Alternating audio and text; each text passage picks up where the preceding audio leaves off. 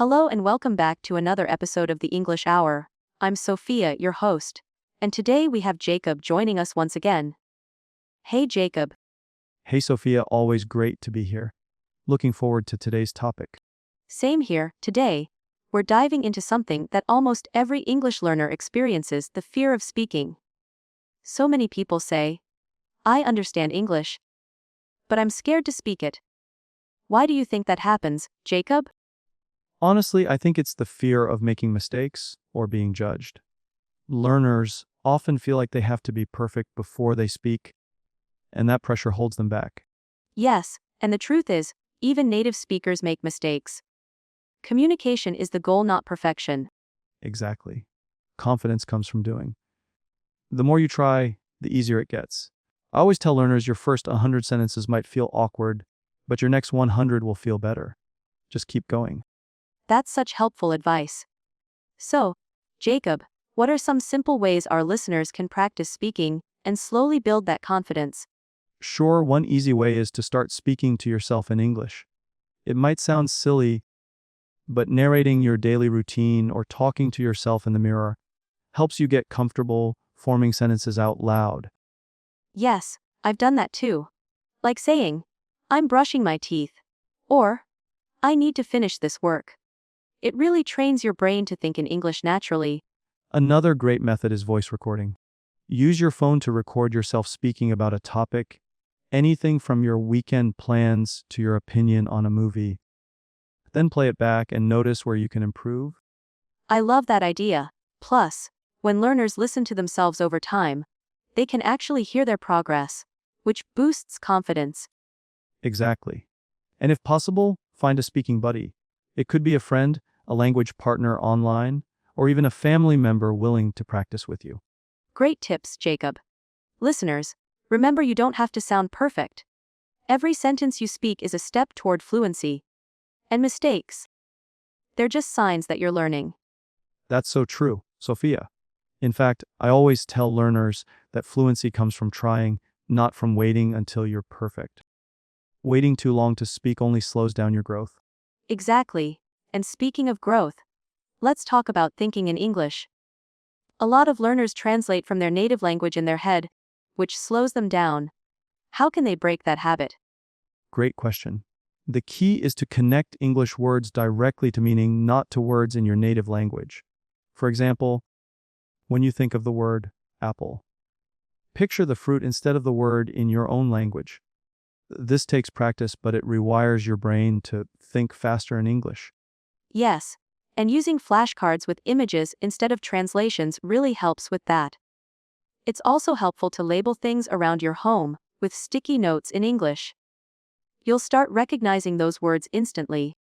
I love that. And don't forget watching TV shows or listening to podcasts in English without subtitles or with English subtitles can also train your brain to process the language more naturally.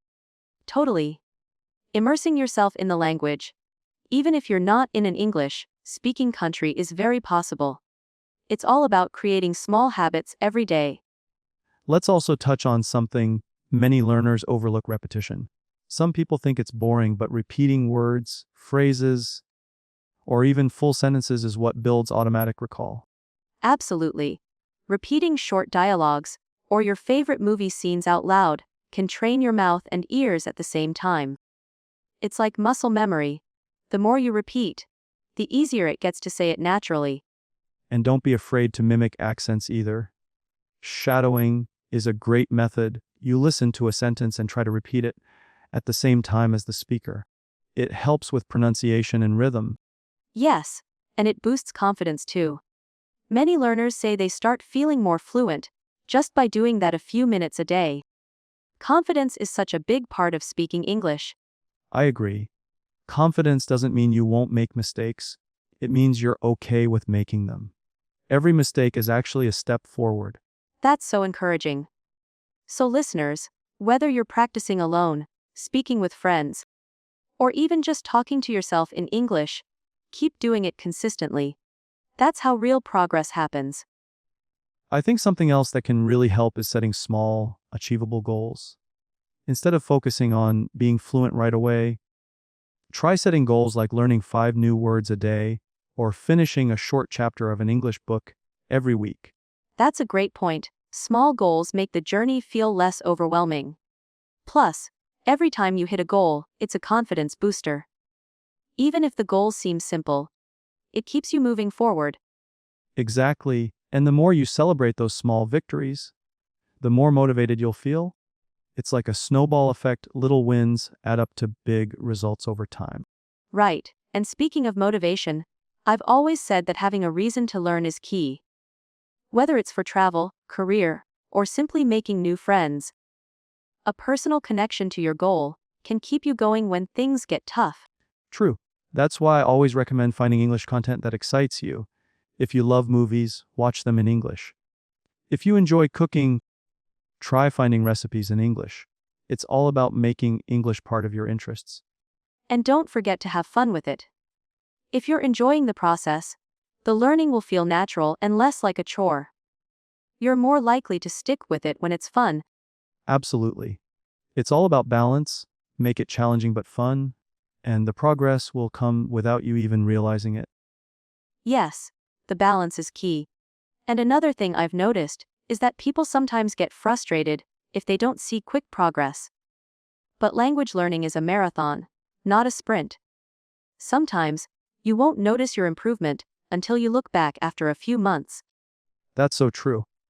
It can be discouraging in the moment when you're struggling to understand a new concept or trying to remember vocabulary. But then, one day, you realize you're speaking more confidently or understanding more of a conversation than before.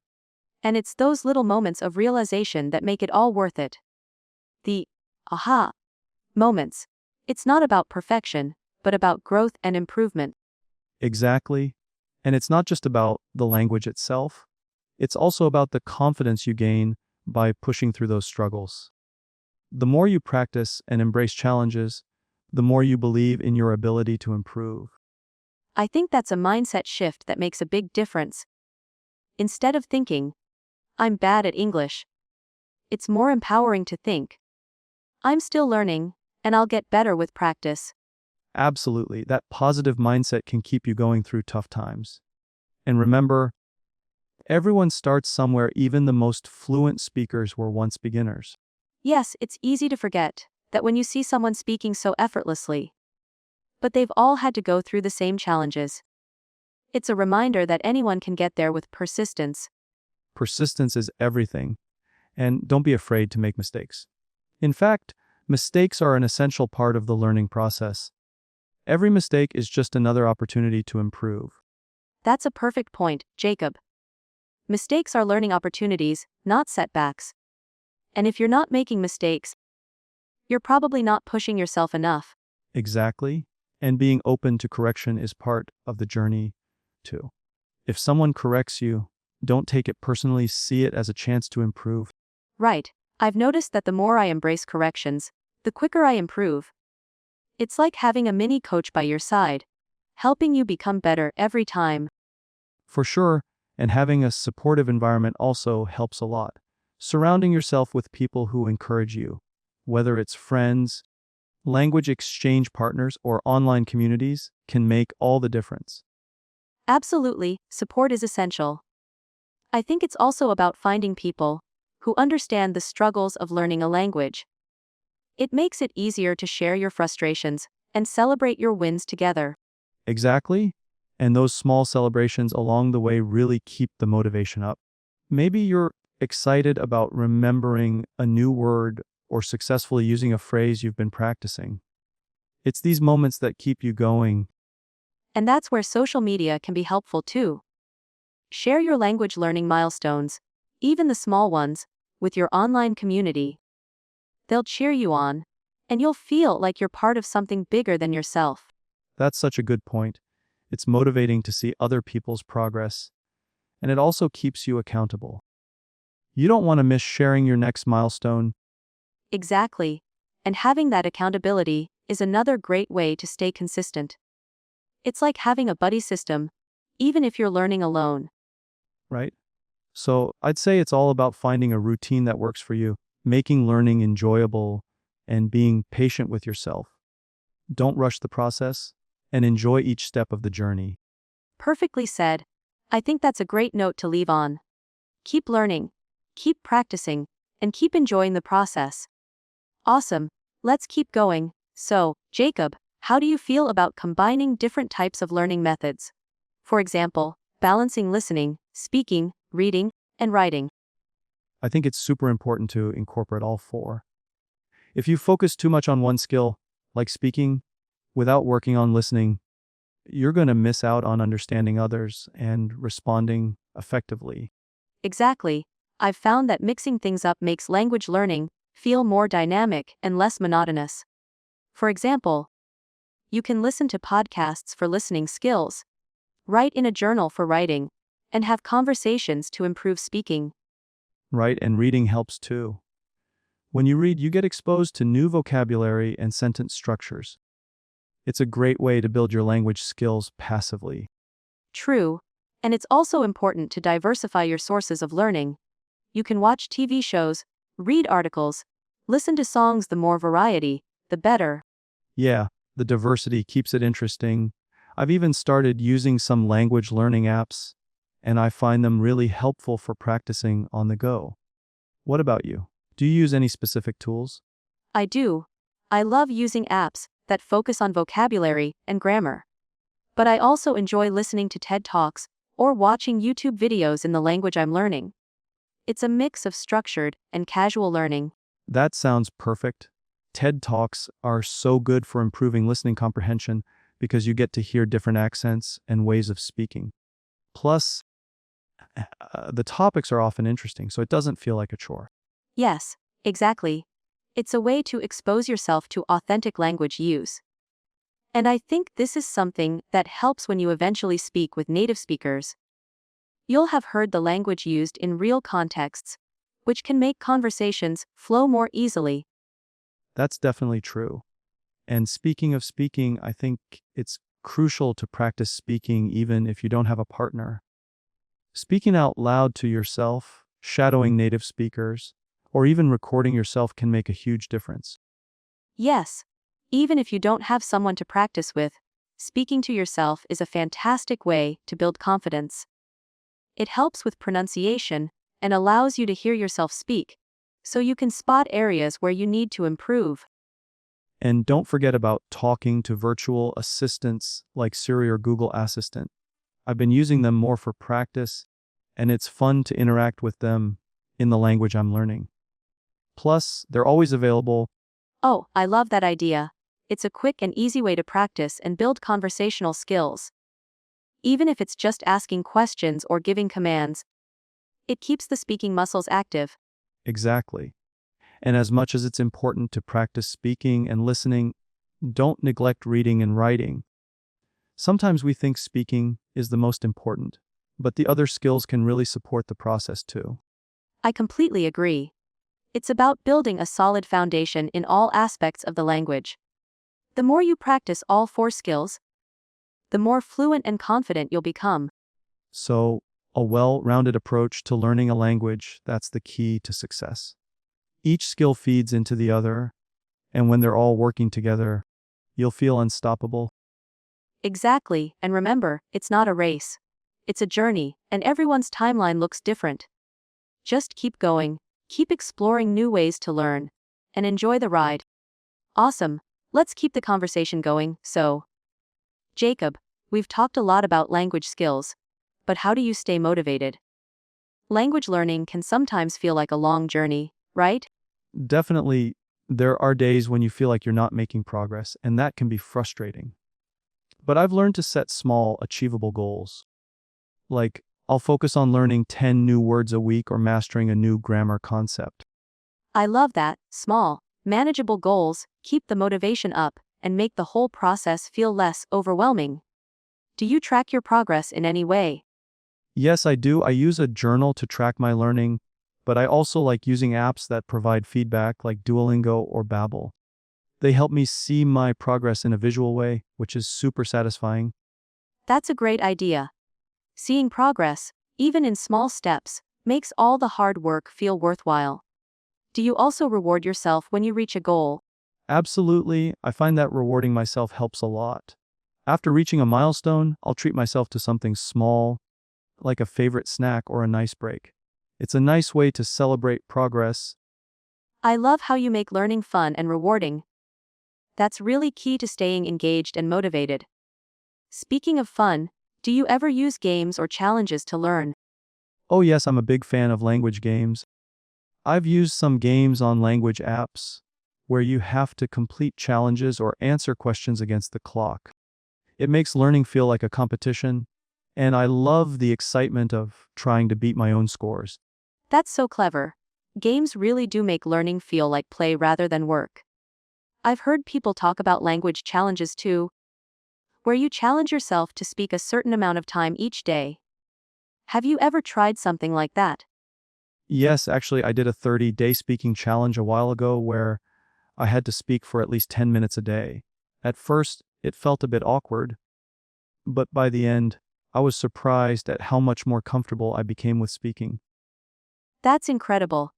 I think challenges like that really push you out of your comfort zone, and that's where the magic happens. It's amazing to hear how you've leveled up your speaking skills. Thanks, it really made me realize that consistency is key. Even if you're only practicing for 10 minutes a day, those small actions add up over time. Absolutely.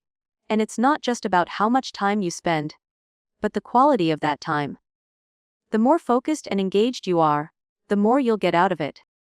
Do you have any tips for staying focused during your language practice?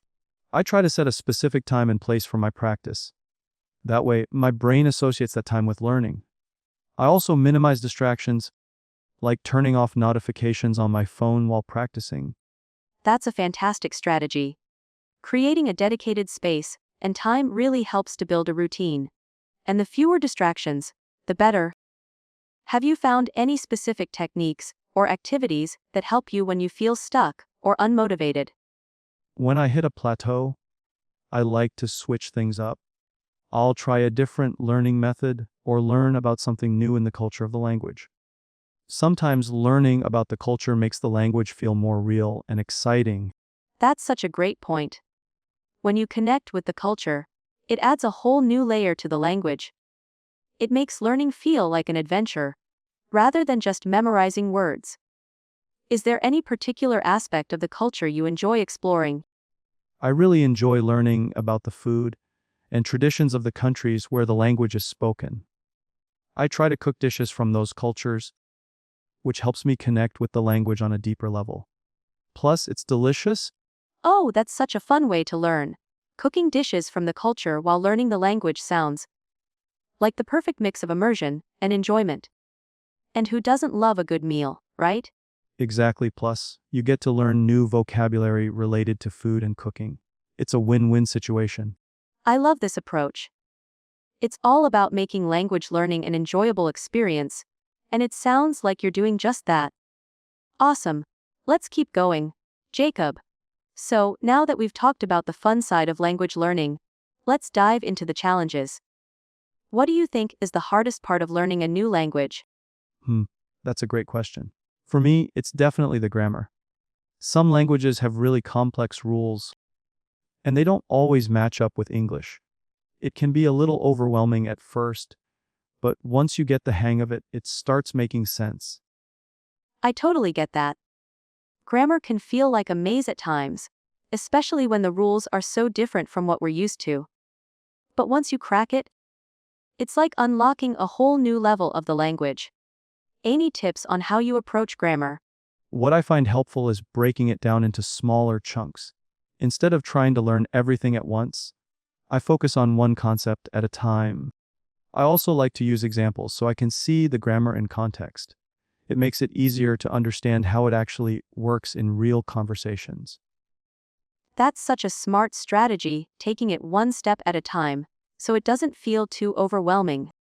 And seeing grammar in action through examples is really key to internalizing it.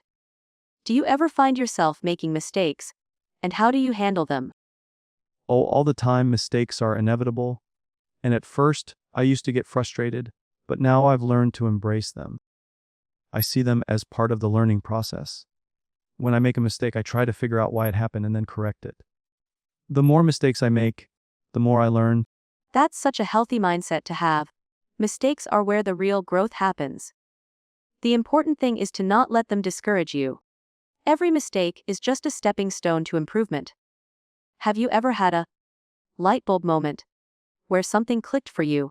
Oh, absolutely. One of those moments happened when I finally understood the past tense in Spanish. I had been struggling with it for weeks, but then one day, it just made sense.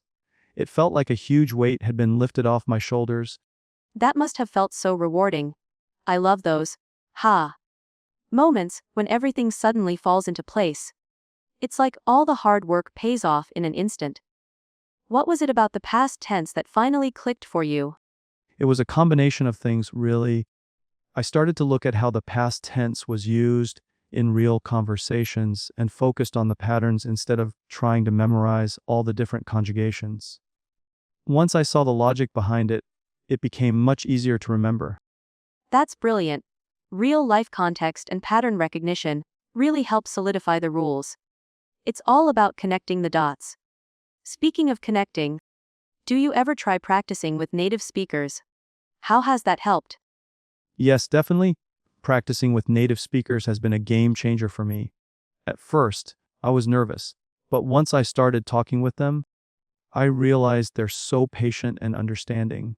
It's one of the best ways to improve your fluency and get used to the natural flow of the language.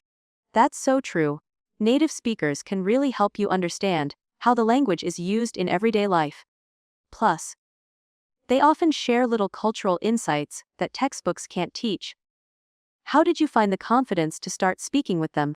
Honestly, it took some time. I was scared of making mistakes in front of them, but then I realized that they'd much rather hear me try and make mistakes than not speak at all. So I took the plunge and just started having conversations. The more I did it, the more confident I became. That's such a great lesson. Confidence grows with practice. And native speakers are usually supportive of learners. It's all about stepping out of your comfort zone. I'm so inspired by your journey, Jacob. Thanks, Sophia. It's been a lot of hard work, but it's been worth it.